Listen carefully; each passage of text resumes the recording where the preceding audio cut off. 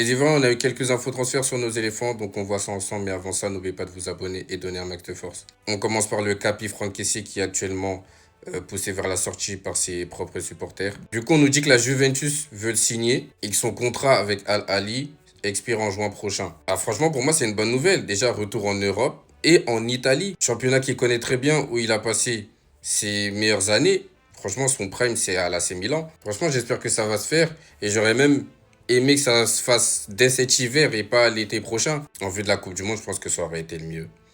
Maintenant, à voir dans les prochains jours. Ensuite, nous avons Christ Hilarion Gour, jeune buteur qui est très prometteur, ivoirien, qui évolue à la Gantoise en Belgique. Et la cible du SC Fribourg en Allemagne au poste de numéro 9. Le Paris FC en Ligue 1 surveille également la situation. La Gantoise demande entre 7 et 10 millions.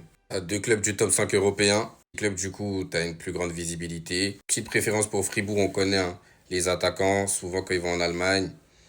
Voilà, une ou deux saisons et après tout le monde a les yeux sur eux. On va finir avec ça. En fait, c'est Jean-Philippe Mateta qui est dans le viseur d'Aston Villa. Du coup, Crystal Palace est intéressé pour faire le sens inverse avec Evan Guessant. Et ça serait un deal assez intéressant pour Evan Guessant parce qu'il faut avoir des minutes. Aston Villa, il joue pas beaucoup. En plus, il joue à droite. Là, s'il va à Crystal Palace en remplaçant Jean-Philippe Mateta, du coup, il va jouer en pointe. S'il veut être vraiment un candidat crédible au poste de numéro 9 chez les éléphants, bah, c'est à ce poste-là. Je pense que vraiment, dans son intérêt, ça peut être quelque chose de bien.